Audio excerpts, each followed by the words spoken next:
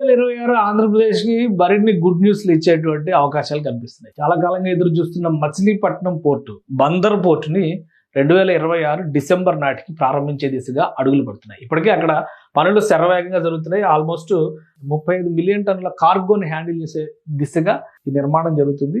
Already దీనికి సంబంధించినటువంటి యాంకరేజ్‌కి సంబంధించిన ఎక్స్టెన్షన్ పోర్టుకి సంబంధించిన ఎక్స్టెన్షన్ పార్ట్స్ ఇవన్నీ కూడా నిర్మాణం జరిగినాయి. అలానే ఇవి చాలా భారీ ఎత్తున చేస్తున్నటువంటి పోర్ట్ సైడ్ అంటే నౌకలు వచ్చి అక్కడ పార్కింగ్ చేసేందుకు అనుకూలంగా, లంగర్ వేసేందుకు అనుకూలంగా ఉండేటువంటి వ్యవస్థల్ని తయారు చేస్తున్నారు. ఈ పనులు శరవేగంగా జరుగుతున్నాయి. ఎప్పటికప్పుడు ఈ కాంట్రాక్ట్ నిర్వహిస్తున్నటువంటి సంస్థ MEIL గ్రూప్, మెగా ఇంజనీరింగ్ సంస్థ ఎప్పటికప్పుడు దీనికి సంబంధించినటువంటి అప్డేట్స్ రిలీజ్ చేస్తుంది. దానికి తగ్గట్టుగానే ఆంధ్రప్రదేశ్ ప్రభుత్వం ఇప్పుడు ఒక కౌంటర్ ప్రణాళికని రెడీ చేసుకుంది. ఎందుకంటే డిసెంబర్ కల్లా ఈ పనులు మొదలైతే అక్కడ అనుసరించాల్సినటువంటి ఇతర పద్ధతులు, ఎందుకంటే దానికి రవాణా రాకపోకలు ఫస్ట్ ఇమీడియట్ గా చేయాల్సింది ఏంటంటే ఆంధ్ర తెలంగాణని కలపడం. ఇప్పుడు ఉన్నటువంటి రాష్ట్ర రాకపోకల్ని విజయవాడ హైదరాబాద్ హైవేని మరింత విస్తరించాలి.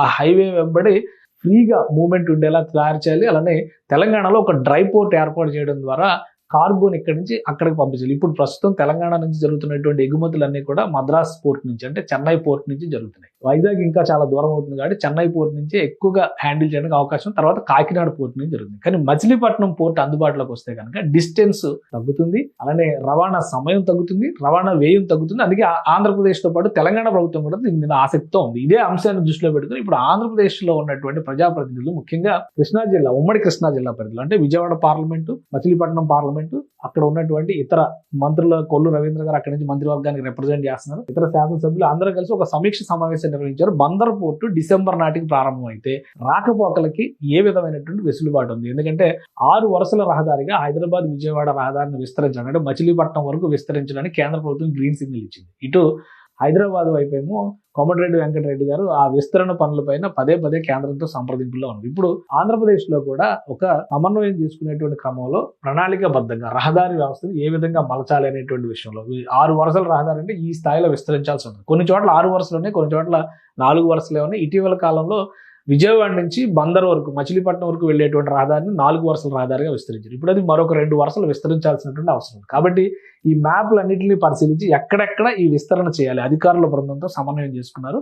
దీంతో ఒక నివేదిక తయారు చేసి ఏపీ సీఎం చంద్రబాబు నాయుడుకి ఇవ్వబోతున్నారు. అక్కడి నుంచి అనుమతులు వచ్చిన తర్వాత మచిలీపట్నం బందర్ పోర్టు, ఎందుకంటే మచిలీపట్నం పోర్టు కూడా చాలా ముఖ్యమైనటువంటి పోర్టు కాబోతుంది. జాగ్రఫీ పరంగా ఒక్కసారి మనం ఇది తీసి చూస్తే కనుక ఇది రూట్ మొత్తం విజయవాడకి అతి సమీపంలో ఉండేటువంటి పోర్టు, అలానే హైదరాబాద్కి అత్యంత సమీపంలో ఉండేటువంటి పోర్ట్ అనమాట. ఇది జాతీయ రహదారి. ఇక్కడ దాకా రావాలన్నమాట, విజయవాడ మీద నుంచి వెళ్ళేటువంటి రహదారి.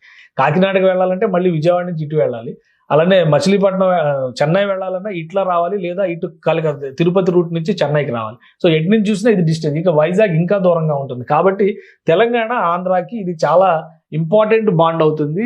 నౌకా వాణిజ్యానికి సంబంధించి తెలంగాణకు కూడా చాలా ముఖ్యమైనటువంటి ప్రాజెక్ట్ కాబోతుంది. సో డిసెంబర్ లో దీన్ని ఓపెన్ చేసే నాటికి ఎట్టి పరిస్థితిలో రహదారి వ్యవస్థని, ఇటు ఆంధ్రప్రదేశ్ లో విస్తరించాల్సిన రహదారి వ్యవస్థని, తెలంగాణలో విస్తరించాల్సినటువంటి రహదారి వ్యవస్థని ఇమీడియట్ గా ఆన్ ట్రాక్ తీసుకురావాలనేటువంటి ఆలోచనతో ఉన్నారు. డిసెంబర్ టార్గెట్ పెట్టుకున్నారు. కంపల్సరీ డిసెంబర్ కల్లా ఈ ప్రారంభోత్సవం జరుగుతుందని చెప్పని MEIL గ్రూప్ కూడా ప్రకటిస్తూ ఉంది. పనులు మరింత వేగవంతం చేసేట్టు అడుగులు పడుతున్నాయి, మరింత వేగవంతం చేసే దిశగా. కాబట్టి డిసెంబర్ నాటికి మచిలీపట్నం పోర్టు ప్రారంభం అయితే మచిలీపట్నం వరకు ఉండేటువంటి కనెక్టివిటీ, హైదరాబాద్ నుంచి మచిలీపట్నం ఉన్నటువంటి రహదారి వ్యవస్థను ఏ విధంగా విస్తరించాలి, ఆంధ్రప్రదేశ్లో విస్తరించేటువంటి ప్రణాళికను ఆంధ్రప్రదేశ్ ప్రభుత్వం చేస్తుంది, తెలంగాణలో విస్తరించేటువంటి ప్రణాళికను తెలంగాణ ప్రభుత్వం చేస్తుంది. కేంద్ర ప్రభుత్వ జాతీయ రహదారుల శాఖ సమన్వయంతోనే ఈ పనులన్నీ కూడా జరుగుతున్నాయి.